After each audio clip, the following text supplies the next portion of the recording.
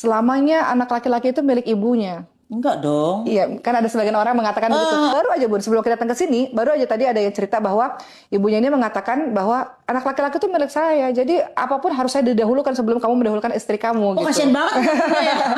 Nah itu gimana Bun? Maksudnya gimana tuh kalau ada hal-hal seperti itu? Ada seorang ibu yang pernah cerita ke aku ya, aku nggak suka nih, anak gue udah kerja keras, dia beliin Hermes ke istrinya gitu. So aku bilang, udah lo gak usah ikut campur, dia kerja memang buat istrinya, kita ibu hanya mendoakan, melepaskan dia bersama istrinya gitu loh.